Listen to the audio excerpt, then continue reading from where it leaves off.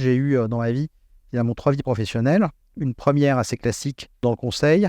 J'ai passé une dizaine d'années entre conseiller en stratégie, banque d'investissement, banque corporate, fonds d'investissement, dont 7 ans chez McKinsey. Puis une deuxième dans le retail. J'étais directeur commercial de la Fnac, patron de la Fnac au Brésil, DG de Pixmania et dernière expérience au Brésil chez GPA, qui est le plus gros distributeur d'Amérique latine. Et la troisième, donc, depuis 7 ans, à mon compte, où finalement je fais la somme des expériences de mes 2 premières vies professionnelles. Ce métier, c'est quoi pour moi concrètement? Consultant indépendant, stratégie, transformation. Je travaille essentiellement dans le domaine du consumer, au sens assez large du terme, pour des grandes entreprises ou des scale-up, plus rarement des ETI. Je fais beaucoup de transformations, notamment transformation digitale, un peu de stratégie de temps en temps, un peu de réorganisation, restructuration. C'est plutôt le cas en ce moment, il y en a pas mal en ce moment. Alors une particularité, c'est que moi je fais plutôt des missions pas trop longues. J'essaie de faire des missions plutôt de 3-6 mois. Justement, parlons de missions. Les missions parmi les plus marquantes, celles qui m'ont marqué. Alors il y en a une par exemple à Comatch, une de mes premières missions pour Comatch. C'était en 2019 à la Française des Jeux, ancienne boîte publique qui s'est mise en bourse cette année-là. Gros changement pour eux. Ils ont fait venir McKinsey qui a fait un très très beau rapport. Le rapport était vraiment brillant sur la nouvelle stratégie pour présenter tout ça aux investisseurs, etc. Simplement, il fallait le mettre en place. Donc en fait, ils ont demandé à Comatch un consultant qui puisse, sur le volet commercial, leur faire une stratégie commerciale, non pas sur PowerPoint, mais de manière actionnable, opérationnalisable. Donc en fait, il a fallu travailler avec les équipes pour dire, voilà, c'est quoi votre feuille de route sur les 1, 2, 3 prochaines années. Et ça se passe pas sur PowerPoint, hein. Ça se passe au téléphone, ça se passe en réunion de visu, sur des mails, sur du Word, sur d'Excel, mais certainement pas sur PowerPoint.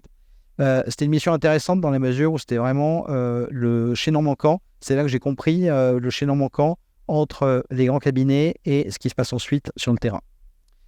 Une autre mission, qui celle-là était beaucoup plus longue, j'y ai passé 1 an, c'était en 2020-2021 chez Pernod Ricard, donc numéro 2 mondial des vins et spiritueux, très belle entreprise, souvent assez en avance sur son temps, qui a décidé de lancer à ce moment-là un très gros projet de transformation digitale. Et il se trouve que j'ai eu la chance d'être le premier, deuxième ex-aequo consultant sur le sujet auprès du Chief Digital Officer. Et donc on a commencé de rien, une équipe de 3 personnes. Quand je suis parti 1 an plus tard, ils étaient 100. Aujourd'hui, ils sont plus de 200. C'est une très belle réussite saluée en interne comme en externe. C'est des projets avec un vrai ROI. On peut faire des choses avec une petite équipe de gens très mobilisés, avec des expériences très diverses et surtout hyper flexibles, avec du vrai test and learn, sans tous ces cycles très longs qu'il y a souvent dans les grandes entreprises. Alors évidemment, ça dépend du client. Là, j'ai eu une extrêmement bonne entente avec mon client. Alors je dis toujours mon client, je dis jamais mon boss, parce que je pense que justement, il y a ce rapport en fait du consultant externe. Et je pense que, notamment, on me demande souvent chez un consultant quels sont les avantages par rapport à un grand cabinet. Il y en a un, quand on est indépendant, c'est la liberté de parole.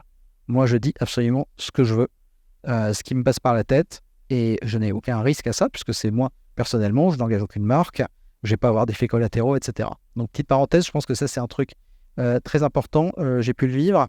Et en fait, j'ai tellement aimé qu'il se trouve qu'aujourd'hui, je suis de retour pour une autre mission chez Pernod Ricard, dans un secteur différent, à la transformation finance, donc d'autres problématiques, mais également un très beau client. Alors, dans cette mission, ce qui est intéressant, dans la première mission, comme aujourd'hui d'ailleurs, ce qui est intéressant, c'est que j'ai été complètement intégré dans l'équipe. C'est également ce dont vous parliez tout à l'heure. J'ai pas mal reconnu ce genre d'approche, en fait. C'est-à-dire que j'avais mon nom dans l'organigramme, que je faisais partie de toutes sortes de comités, etc., que j'étais invité aux soirées d'entreprise. Preuve que, quand on pose la question, mais alors, t'es freelance, c'est pas trop compliqué d'être seul, etc., c'est bizarre, tu travailles tout seul, non, pas forcément. Alors, il y a des cas comme ça, on est comme les autres salariés ou consultants de grands cabinets. On a travaillé avec beaucoup de consultants du BCG, avec beaucoup de freelance, avec beaucoup de gens, évidemment, en interne de chez Pernod Ricard. Donc, tout ça, c'est un mix. Et je pense que c'est ce mix Et c'est le bon mix au bon moment qui fait la réussite de l'entreprise et du projet.